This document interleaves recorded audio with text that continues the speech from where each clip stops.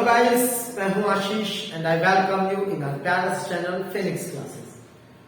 We have started the gravitation and we have already taken the first lecture of gravitation, जिसपे हम लोगों ने gravitation का introduction पढ़ा था.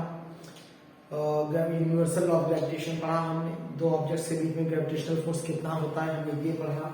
ग्रेविटेशनल फोर्स हम लोगों ने यूनिवर्सल लॉ ऑफ ग्रेविटेशन पढ़ लिया था. और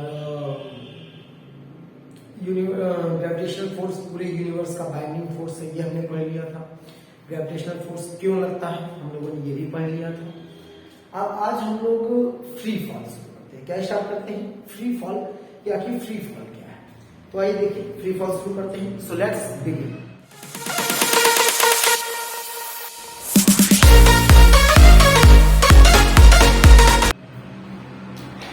तो ओके बच्चों, जैसे कि आपके सामने हेडिंग पड़ी हुई है फ्री फॉल.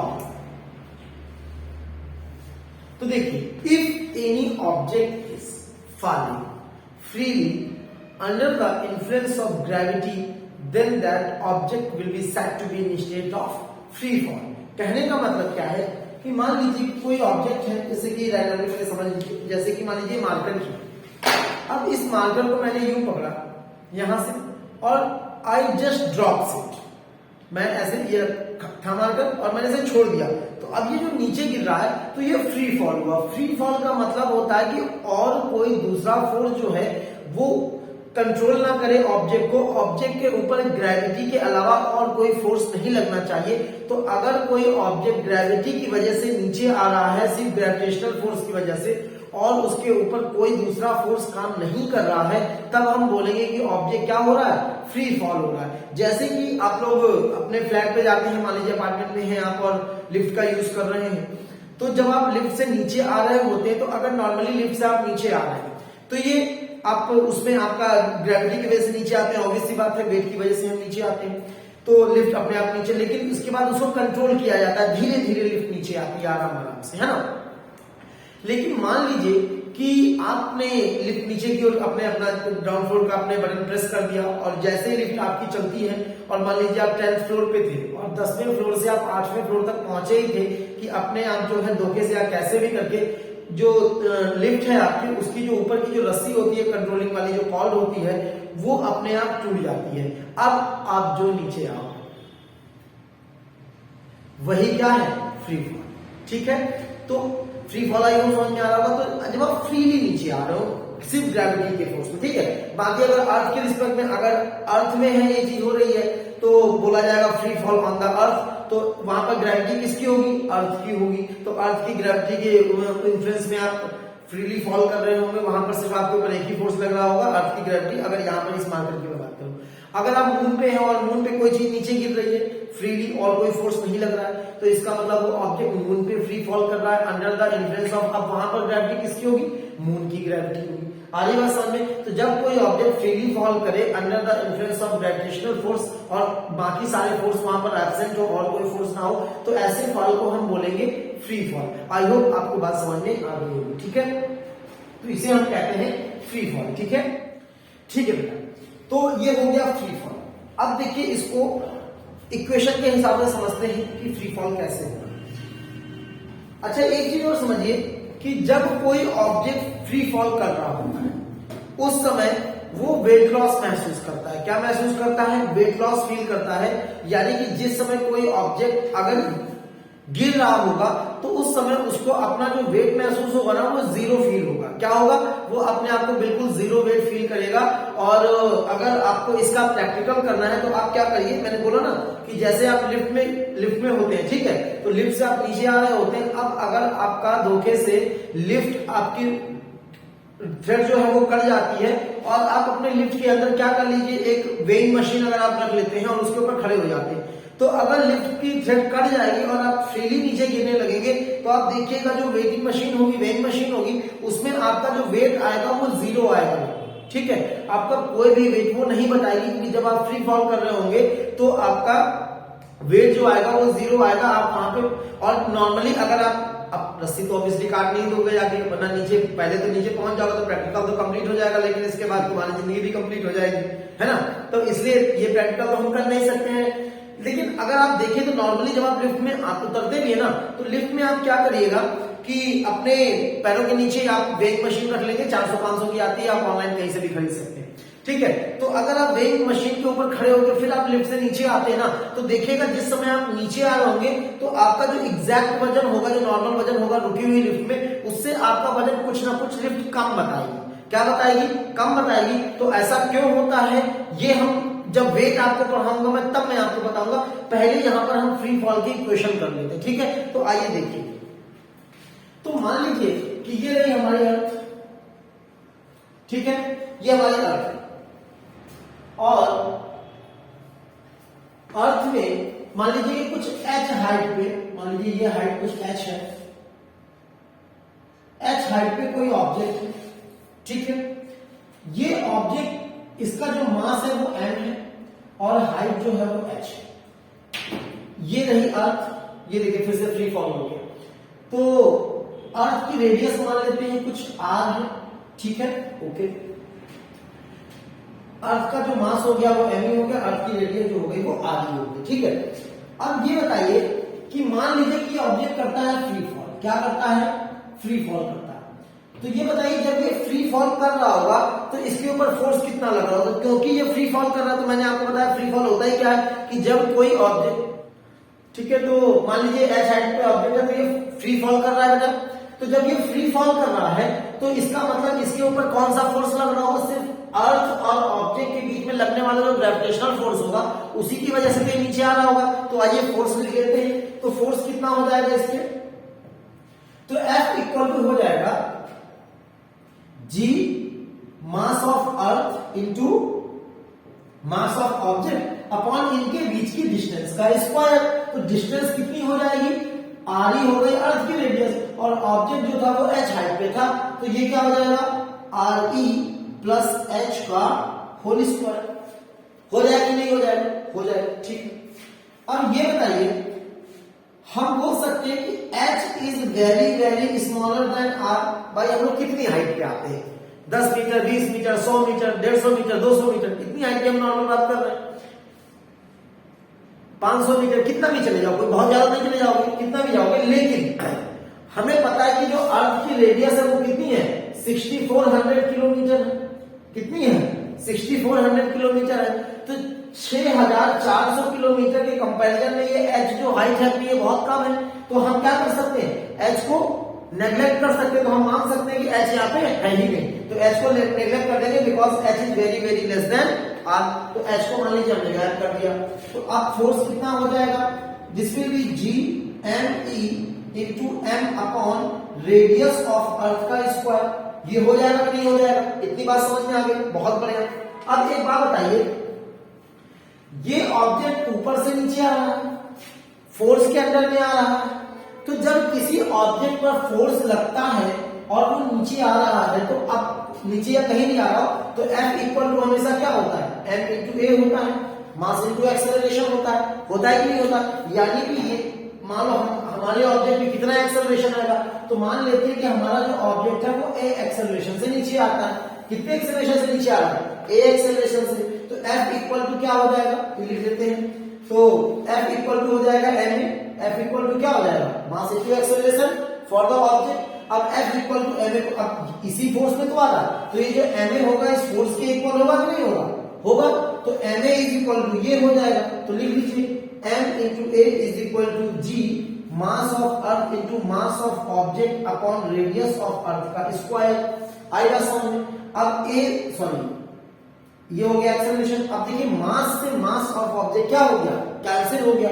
तो यहाँ पे एक्सेलरेशन हमारा आ गया gme upon radius of earth का स्क्वायर। ये आ गया। यानी कि अगर कोई ऑब्जेक्ट फ्री फॉल कर रहा होगा तो उसके ऊपर जो एक्सेलरेशन लगेगा, वो जो एक्सेलरेशन होगा उस ऑब्जेक्ट का, वो होगा, अगर अर्थ की हम बात करें तो होगा g into mass of earth upon radius of earth का स्क्वायर। आई बात समझ में? इसी एक्सेलरेशन को, अब क्योंकि ये एक्सेलरेशन किसकी वजह से प्रोड्यूस हुआ है? ग्रेविटी की वजह से प्रोड्यूस हुआ है। तो इसी ए को हम नाम दे देते हैं एक्सेलरेशन ड्यू टू ग्रेविटी। क्या बोल देते हैं? Acceleration due to gravity. अब जब इसका नाम हमने एक्सेलरेशन ड्यू टू ग्रेविटी रख दिया, जब इसका नाम हमने एक्सेलरेशन ड्यू टू ग्रेविटी रख दिया, ठीक है, तो इसीलिए इस ए को नया सिंबल दिया गया स्मॉल जी। क्या बोलते हैं? स्मॉल जी। तो जो एक्सेलरेशन ड्यू टू ग्रेविटी हो जाएगा वो हो जाएगा GME अपॉन RE स्क्वायर। यानी कि अगर कोई ऑब्जेक्ट ग्रेविटेशन के इफेक्ट में फ्रीली फॉल करता है तो उस ऑब्जेक्ट पर जो एक्सेलरेशन आएगा that will be GME upon RE square. आई बात समझ में? ठीक है, इसको स्मॉल जी कहते हैं। अच्छा, इस स्मॉल जी का कैपिटल जी के साथ कोई भी रिलेशन नहीं होता है, ठीक है, ये स्मॉल जी अलग है और कैपिटल जी अलग है। कैपिटल जी है यूनिवर्सल ग्रेविटेशनल कांस्टेंट और ये स्मॉल जी है एक्सेलरेशन ड्यू टू ग्रेविटी। यानी कि जब कोई ऑब्जेक्ट ग्रेविटी के इफेक्ट में फ्रीली फॉल करता है तो उस ऑब्जेक्ट पर जो भी एक्सेलरेशन प्रोड्यूस होगा वो इसके इक्वल होगा, ठीक है। अब जब acceleration due to gravity of earth की बात करेंगे तो ये हो जाएगा, क्योंकि यहाँ पर मास ऑफ अर्थ और रेडियस ऑफ अर्थ का स्क्वायर का हमने यूज किया है। अब मान लीजिए, ठीक है, अच्छा ये कितनी हो गई? अब एक और सुनिए, अब आप ये देखिए कि जो एक्सेलरेशन ड्यू टू ग्रेविटी आया है इसमें देखो ऑब्जेक्ट का मास फॉर्मूले में कहीं पे नहीं है। क्या? देखो यहाँ पे अर्थ का मास हो गया, अर्थ की रेडियस का स्क्वायर हो गया और आपका स्मॉल जी कैलकुलेट हो जाएगा, ठीक है।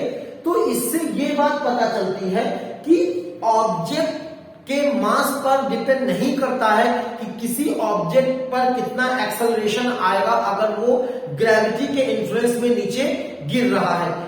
चाहे आपको ऊपर से नीचे फेंका जाए तब भी सेम एक्सेलरेशन आएगा, चाहे एक पंख को ऊपर से नीचे ड्रॉप कर दिया जाए, किसी एक छोटी सी सुई को ड्रॉप कर दिया जाए तो उस पर भी सेम एक्सेलरेशन ही प्रोड्यूस होगा, because acceleration due to gravity does not depend on the mass of object. Object के मास पे acceleration due to gravity depend नहीं करता है।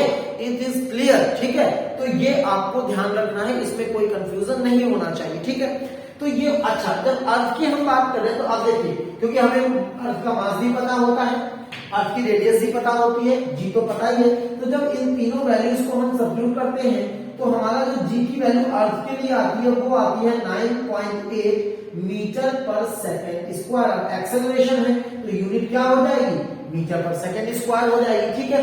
तो G इज इक्वल टू आ जाएगा 9.8 मीटर पर second square for the acceleration due to gravity of earth की हम बात कर रहे हैं, ठीक है। तो अगर कोई ऑब्जेक्ट अर्थ में फ्रीली फॉल करता है तो उस पर जो एक्सेलरेशन होगा वो 9.8 मीटर पर सेकेंड स्क्वायर होगा, ठीक है। ये हो गया। अच्छा, और देखिए, अब देखिए, अगर मान लीजिए अब G की वैल्यू जो हमारी आई acceleration due to gravity of earth की हम बात करें तो GME upon radius of earth का स्क्वायर जो कि आता है 9.8 मीटर पर सेकेंड, ठीक है, स्क्वायर। तो अब ये हो गया। लेकिन देखिए, अब ये बताइए कि मान लीजिए कि कोई पर्सन अर्थ की सरफेस से ज्यादा ऊपर या नीचे चला जाता है तो अर्थ की वजह, अर्थ की हाइट से अगर जी का हम समझे कि जी पे क्या इफेक्ट पड़ेगा, तो अगर आप अर्थ की सरफेस से ऊपर जाए, क्या अगर आप अर्थ की सरफेस से ऊपर जाएं या ही आप अर्थ की सरफेस से नीचे चले जाएं तो जो एक्सेलरेशन ड्यू टू ग्रेविटी यानी जो स्मॉल जी है ना बेटा, इसकी जो वैल्यू है ये हमेशा डिक्रीज होती है। क्या? अगर आप अर्थ की सरफेस से ऊपर जाएं या जिस भी प्लेनेट पे आप फ्री फॉल कर रहे हैं, चाहे आप मून पे फ्री फॉल हो रहा हो, चाहे आपका अर्थ पे हो रहा है, चाहे मार्स पे हो रहा, अगर प्लेनेट की सरफेस से आप ऊपर जाएं या फिर सरफेस से नीचे जाएं तो ये जो जी की वैल्यू होती है ना बेटा, ये हमेशा डिक्रीज होती है। क्या होती है? डिक्रीज होती है। तो लिख लीजिएगा इसको, मैं लिख नहीं रहा हूं, आप लिख लीजिए अपनी लैंग्वेज में कि if we move in the upward direction of surface of the earth or we move downwards then the acceleration due to gravity will decrease, इसकी वैल्यू कम होगी। तो अगर आप हिमालय में चले जाएंगे तो जी की वैल्यू 9.8 से क्या होगी? कम होगी। अगर आप मैरियाना ट्रेंच पे चले जाएंगे, गहराई में समुद्र की, तब भी आपकी जो जी की वैल्यू होगी वो 9 से क्या हो जाएगी? कम हो जाएगी, ठीक है। और सरफेस की हाइट के हिसाब से जी की वैल्यू चेंज भी होती रहती है, इसीलिए जरूरी नहीं है कि ऑल ओवर द वर्ल्ड जी की वैल्यू 9.8 हो। ये एक एवरेज वैल्यू है जो हम लोग ले लेते हैं। बाकी मान लीजिए कानपुर की हाइट अलग है, इलाहाबाद चलो ये तो एक ही प्लेट आ जाती है, मान लीजिए डेक्कन प्लेटू ले लेंगे तो उधर वाले की हाइट थोड़ी ऊंची हो जाएगी, या यूरोप पे चले जाए, पूरी दुनिया की हाइट अलग अलग है हर सरफेस की ज्यादा, तो सब जगह कुछ ना कुछ माइनर डिफरेंसेस होते हैं, लेकिन इतनी हाइट का कोई खास फर्क पड़ता नहीं है। बहुत हम लोग एवरेज जो वैल्यू है वो 9.8 लेके क्या कर लेते हैं, यूज कर लेते हैं, लेकिन आपको याद रखना है कि अर्थ की सरफेस में 9.8 ले रहे हैं। अर्थ की सरफेस से अगर ऊपर हाइट की बात करेंगे तो वहां पर जो जी की वैल्यू होगी वो 9.8 से कम होगी। अर्थ की सरफेस से अगर नीचे की बात करेंगे तब भी 9.8 से वैल्यू जी की क्या हो जाएगी, कम हो जाएगी। अब आप बोलेंगे कि सर ये कम या ज्यादा क्यों हो जाती है, तो देखिए कम या ज्यादा के लिए मैथमेटिकल एक्सप्रेशन जब हम लोग प्रूफ करेंगे तब वहां से आपको दिखेगा कि एच का जो फैक्टर है वो डिवीजन में ही आ रहा है हर बार, तो इसमें वैल्यू डिक्रीज होती है, लेकिन इसकी जो प्रूविंग है वो आपको 11th में है। अभी हम 9th वाले बच्चों के लिए लेक्चर ले रहे हैं, फंडामेंटल ऑफ ग्रेविटेशन में चल रहा है, तो यहाँ पर मैं उसको प्रूफ नहीं करूंगा। बस आप इतना ध्यान रखिए कि जी की वैल्यू ऊपर जाए और अर्थ की सरफेस से चाहे नीचे जाए डिक्रीज करती है। आ रही बात समझ में, क्लियर। अब देखिए ये तो हो गया acceleration due to gravity of earth. अगर मान लो acceleration due to gravity of moon निकालना है, हेडिंग क्या लीजिए, acceleration due to gravity on moon और एनी प्लैनेट, कहीं पे भी किसी भी सेलेस्टियल बॉडी में। तो देखिए फर्क नहीं पड़ता कि आप किस प्लैनेट पे हैं, फॉर्मूला तो यही रहेगा भाई। देखिए तो किसी भी दूसरे के लिए क्या हो जाएगा, जो जी की वैल्यू होगी, मान लीजिए मैं कुछ जी डैश नाम ले लेता हूं, स्मॉल जी लिखा है तो मतलब वो अर्थ की ग्रेविटी की बात हो रही है, तो जी डैश हो जाएगा, वो जी हो जाएगा G into mass of planet upon radius of, जिस भी प्लैनेट की आप बात कर रहे हैं उस प्लैनेट के स्क्वायर, तो वहां पर स्मॉल जी की वैल्यू क्या हो जाएगी, कैलकुलेट हो जाएगी। अगर मान लो आपको मून पे acceleration due to gravity calculate करना है तो कुछ नहीं, यहाँ फॉर्मूले में सेम फॉर्मूला रहेगा जो जी वाला था, बस यहाँ पर मून का मास सब्स्टिट्यूट कर दीजिए, मून की रेडियस सब्स्टिट्यूट कर दीजिए, जी तो हमेशा वही रहता है, चेंज होता नहीं, तो सॉल्व होके आपको कहां की निकल आएगी, मून की निकल आएगी। आपको मार्स की निकालनी है तो यहाँ पे मास का मास जो है वो मार्स का रख दीजिए और मार्स की रेडियस सब्स्टिट्यूट कर दीजिए, तो जो जी की वैल्यू कैलकुलेट होकर आएगी वो मार्स पर एक्सेलरेशन ड्यू टू ग्रेविटी हो जाएगा। तो formula acceleration due to gravity का यही रहेगा, बस आपको जिस जगह पर आप हैं वहां का आप मास और रेडियस आप सब्स्टिट्यूट कर देंगे तो उस जगह की एक्सेलरेशन ड्यू टू ग्रेविटी क्या हो जाएगा, कैलकुलेट हो जाएगा। आई होप आपको ये बात समझ में आ गई होगी, ठीक है। चलिए आगे बढ़ते हैं। तो अब बेटा जो अगला सेक्शन आता है वो ये आता है कि मान लीजिए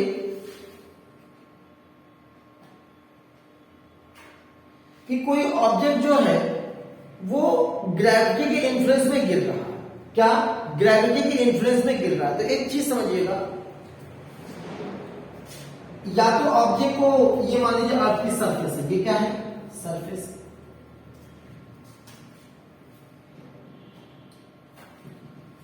तो अगर मान लीजिए कि हमारी सरफेस है तो इसमें ऑब्जेक्ट दो चीजें होंगी, या तो ऑब्जेक्ट नीचे से ऊपर जाएगा या फिर ऑब्जेक्ट ऊपर से नीचे आएगा। और अगर ये फ्री फॉल करता है ऊपर से नीचे फेंकने पर, ड्रॉप करने पर, और या फिर नीचे से ऊपर जा रहा है और सिर्फ ग्रेविटी का फोर्स है, किसका फोर्स है, ग्रेविटी का फोर्स है, तो जब ग्रेविटी का फोर्स होगा तो अच्छा जी की जो वैल्यू होती है वो हमेशा डाउनवर्ड डायरेक्शन में होती है। जो स्मॉल जी होता है वो हमेशा डाउनवर्ड डायरेक्शन में ही वर्क करता है, कभी इसकी डायरेक्शन अपवर्ड नहीं होगी, ये हमेशा नीचे की ओर वर्क करेगा, ठीक है। तो अगर कोई ऑब्जेक्ट ऊपर से नीचे आएगा तो ये जी इसको क्या करेगा, एक्सेलरेट करेगा, इसकी वेलोसिटी को इंक्रीज करेगा। अच्छा, अगर कोई ऑब्जेक्ट नीचे से ऊपर की ओर जाएगा तो जब ऑब्जेक्ट नीचे से ऊपर जा रहा होगा एक्सेलरेशन लगेगा नीचे की ओर, तो यानी कि ये जो एक्सेलरेशन है वो इसके लिए किसकी तरह काम करेगा, रिटार्डेशन की तरह काम करेगा, यानी ब्रेक्स जैसे लगेंगे। इसीलिए कोई ऑब्जेक्ट जब नीचे से ऊपर फेंकते तो एक हाइट पे जाके क्या हो जाता है, रुक जाता है और इसके बाद रोड नीचे वापस आने लगता है, क्योंकि तब वहां पर जो ग्रेविटी का जो फोर्स होता है वो उसके लिए अपोजिट डायरेक्शन के मोशन के लगता है, तो इसके लिए ब्रेक्स की तरह काम करता है। किसकी तरह काम करता है, ब्रेक्स की तरह काम करता है। तो ठीक है, तो यानी कि ऑब्जेक्ट या तो ऊपर से नीचे जाएगा, नीचे से ऊपर जाएगा, तो जब ऊपर से नीचे आ रहा हो तो जी की वैल्यू आप कैसी लेंगे, पॉजिटिव लेंगे और 9.8 लेंगे प्लस की मीटर पर सेकेंड स्क्वायर।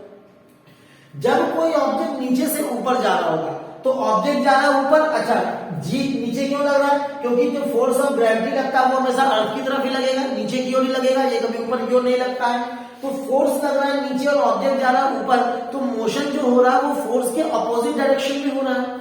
और जब भी मोशन जो होता है वो फोर्स के अपोजिट डायरेक्शन में होता है, तो हमेशा वेलोसिटी क्या हो, डिक्रीज होती है, इसीलिए यहाँ पर वेलोसिटी धीरे धीरे क्या हो जाती है, जीरो हो जाती है। ठीक है, तो अब देखिए ऑब्जेक्ट पर एक्सेलरेशन हमको पता है, इसमें क्या होगा, माइनस का 9.8 मीटर पर सेकेंड स्क्वायर होगा, कितना होगा, माइनस का 9.8 मीटर पर सेकेंड स्क्वायर होगा, और इस पर क्या होगा, प्लस का 9.8 मीटर पर सेकेंड स्क्वायर होगा। तो एक्सेलरेशन आपको पता है, बाकी और कोई फोर्स तो काम नहीं कर रहा है। तो अब यानी कि, और ये वन डायमेंशनल मोशन है, ऑब्जेक्ट सीधा सीधा जाएगा या ऐसे जाएगा, ऐसे आ जाएगा, तो ये, तो यहां पर हम क्या कर सकते हैं, इक्वेशंस ऑफ मोशंस को अप्लाई कर सकते हैं। क्या कर सकते हैं, इक्वेशंस ऑफ मोशन जो होती हैं उनको हम आराम से अप्लाई कर सकते हैं। बस यहाँ पर अब हमको जो ए हुआ करता था, एक्सेलरेशन हुआ करता था, उसकी जगह हम लोग क्या यूज करेंगे, स्मॉल जी का यूज करेंगे, जिसकी वैल्यू हम प्लस का 9.8 या माइनस का 9.8 यूज करेंगे। If object is moves in upward direction, then we will use the value 9 plus का 9 अपवर्ड डायरेक्शन जा रहा है, then we will use the value minus का 9.8 मीटर पर सेकंड स्क्वायर। अगर कोई ऑब्जेक्ट अपवर्ड से डाउनवर्ड आ रहा है, यानी कि any object is moving in downward direction, तब हम क्या करेंगे, तब हम एक ही जो वैल्यू है वो प्लस का 9.8 मीटर पर सेकंड स्क्वायर यूज करेंगे। और बाकी अब यहाँ पर आती है डिस्टेंस। देखिए ऑब्जेक्ट नीचे से ऊपर जाए, ऊपर से नीचे आए, तो मान लीजिए ऑब्जेक्ट एच हाइट तक गया, या मान लीजिए कि एच हाइट से ऑब्जेक्ट छोड़ा गया, तो ये जो एच हाइट है, तो ऑब्जेक्ट इसी को ट्रैवल कर रहा है ना, तो जो डिस्टेंस ट्रैवल होगी वो क्या हो जाएगी, हाइट हो जाएगी। तो जो इक्वेशन ऑफ मोशन में जो हमारा एस होता था, डिस्टेंस ट्रैवल होता था, ट्रैवल डिस्टेंस होता था, तो उसकी जगह क्या हो जाएगा, एच हो जाएगा। आई बात समझ में। तो अब यही इक्वेशन हमारी कन्वर्ट हो जाएगी, इसमें पहली होती थी v is equal to u plus a t, तो ये हो जाएगी v is equal to u plus g t. दूसरी हो जाएगी u square u v equal to u plus a t, s equal to, अब s, तो s की जगह हम क्या कर देंगे, h कर देंगे, क्योंकि डिस्टेंस हमारी h है, तो h इज इक्वल टू हो जाएगा ut plus half gt square, a की जगह यहां पर gt आ जाएगा। और तीसरी होती थी v square is equal to u square plus 2as, तो अब क्या हो जाएगी, v square is equal to u square plus 2as की जगह क्या हो जाएगा, h हो जाएगा। ये तीन इक्वेशन हो गई हमारी। इन तीन इक्वेशन को हम बिल्कुल उसी तरीके से अप्लाई करेंगे जैसे हम इक्वेशंस ऑफ मोशन में क्या करते थे, अप्लाई क्या करते थे। ठीक है, ओके। अच्छा क्या होता है, कई बार बच्चे क्या करते हैं कि इन इक्वेशंस को दो बार याद करते हैं, एक बार प्लस में याद करते हैं और एक बार माइनस में याद करते हैं। देखिए आपको प्लस या माइनस में 4 बार इक्वेशंस याद करने की जरूरत नहीं है। आप ये देखिए इक्वेशंस आपकी यही रहेंगी, बस ये देखिए कि ऑब्जेक्ट ऊपर से नीचे आ रहा है कि नीचे से ऊपर जा रहा है। अगर ऑब्जेक्ट नीचे से ऊपर जाएगा तो अपोजिट डायरेक्शन में जाएगा एक्सेलरेशन के, यानी कि g की वैल्यू आप नेगेटिव यूज करिए। क्या करिए, तो अपवर्ड मोशन लिख लीजिए, चाहे मैं लिख दे रहा हूं। अपवर्ड के लिए आप यूज करेंगे माइनस का 9.8 मीटर पर सेकंड स्क्वायर, और डाउनवर्ड्स के लिए, डायरेक्शन के लिए प्लस का 9.8 मीटर पर सेकंड स्क्वायर। आगे बात समझ में, इक्वेशंस में आपको प्लस माइनस करने की कोई जरूरत नहीं, जहां भी एक्सेलरेशन आ रहा है वहां पर डायरेक्शन के हिसाब से प्लस या माइनस में वैल्यू सब्स्टिट्यूट कर दीजिए, बाकी आपका अपने आप मैथ अपने आप को एडजस्ट कर लेगी, आपको कुछ भी फालतू दिमाग लगाने की जरूरत नहीं है। आई होप आपको मेरी बात समझ में आ गई। ठीक है, तो इस तरह से आप इक्वेशंस ऑफ मोशन को सॉल्व कर सकते हैं, क्वेश्चंस कर सकते हैं। क्वेश्चंस कैसे होंगे वो हम बात करेंगे। अच्छा कई बार बच्चे 9.8 की जगह 10 का यूज करते हैं, तो इसका बड़ा कॉन्ट्रडिक्शन रहता है कि 9.8 का यूज करें या 10 का यूज करें। तो देखिए वैल्यू जो है वो 9.8 ही है, आपको क्वेश्चंस में वैल्यू आपकी जी की 9.8 ही यूज करनी है। आपको दी जाए तब भी आप 9.8 यूज करेंगे, ना दी जाए तब भी आप अपने मन से, यहाँ पर ये नहीं कि जी आप बोलेंगे दिया नहीं है, आप 9.8 को वहां पर सब्स्टिट्यूट करके सॉल्व करेंगे। ठीक है, लेकिन अगर कभी क्वेश्चन में खुद बोल दे कि जी की वैल्यू 10 है, तो फिर आप 10 की वैल्यू ले सकते हैं। अपने मन से आप जी की वैल्यू 10 नहीं ले सकते हैं। जब क्वेश्चन में बताया जाएगा, क्वेश्चन में दिया जाएगा कि जी इज इक्वल टू 10 मीटर पर सेकंड स्क्वायर, तब आप 10 लीजिएगा, अदरवाइज स्कूल में आपका आंसर काट दिया जाएगा, नंबर आपके काट लिए जाएंगे। ठीक है, तो जब तक क्वेश्चन खुद ना बोले कि जी को 10 यूज करना है, तब तक आप 10 मत यूज करिएगा, आप 9.8 ही यूज करिएगा। ठीक है, अब जब इक्वेशन होते हैं, ये क्वेश्चन होते हैं, तो यहाँ पर कई बार कुछ टर्म्स की बात करते हैं। तो जैसे कभी कभी बोल दिया जाता है ड्रॉप, क्या ड्रॉप, तो जब कभी कोई चीज ड्रॉप की गई, यानी कि उसको इनिशियल में कोई स्पीड नहीं दी गई, बस ऐसे लिया गया और छोड़ दिया गया, जस्ट ड्रॉप कर दिया गया। तो जब कोई चीज जस्ट ड्रॉप की जाए तो इसका मतलब हो गया कि इनिशियल वेलोसिटी यानी u इज इक्वल टू आपको क्या लेना है, 0 लेना है। आ गई बात समझ में? अगर किसी वेलोसिटी से फेंका गया होगा फिर तो u इज इक्वल टू उतना नहीं, लेकिन अगर जस्ट ड्रॉप किया गया है तो ड्रॉप करते समय वेलोसिटी क्या होगी ऑब्जेक्ट की, 0। ठीक है, एक और कि जैसे कई बार जब नीचे से ऑब्जेक्ट को फेंकते हैं तो बोल देता है कि ऑब्जेक्ट मैक्सिमम हाइट कितनी अचीव करेगा। तो बेटा मैक्सिमम हाइट कब होगी, तो ऑब्जेक्ट मैक्सिमम हाइट पे कब तक ऊपर जाएगा बेटा, ऑब्जेक्ट तब तक ऊपर जाएगा जब तक ऑब्जेक्ट के पास ऊपर की डायरेक्शन में वेलोसिटी रहेगी। वेलोसिटी घटते घटते एक टाइम आएगा, क्योंकि एक्सेलरेशन नीचे की ओर है, तो एक टाइम आएगा कि ऑब्जेक्ट की वेलोसिटी क्या हो जाएगी, 0 हो जाएगी। इसके बाद ऑब्जेक्ट तो ऊपर जा नहीं पाएगा, क्योंकि अब उसकी वेलोसिटी 0 हो गई, तो उसके आगे जा नहीं पाएगा।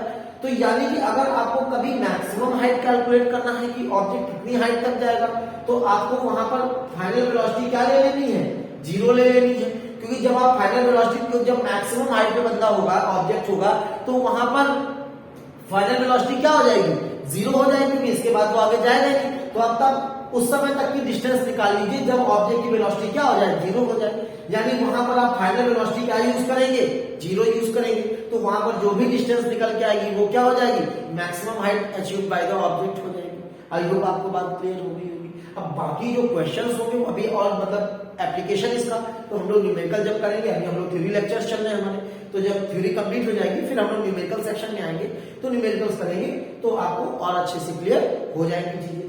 तो इस तरह से हमारा एक्सेलरेशन ड्यू टू ग्रेविटी भी क्या हो जाता है, कैलकुलेट हो जाता है, खत्म हो जाता है, कंप्लीट हो जाता है। आ गई बात समझ में? चलिए ठीक है, तो ये हो गया हमारा फ्री फॉल।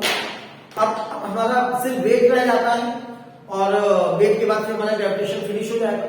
तो अभी इस वीडियो के लिए इतना ही रखते हैं, मिलते हैं नेक्स्ट लेक्चर में। तब तक के लिए thank you very much. Video subscribe करते रहिए, शेयर करते रहिए, दोस्तों को शेयर करो वीडियो को, चैनल को सब्सक्राइब करो, और बस it's all for today. Thank you very much, God bless you.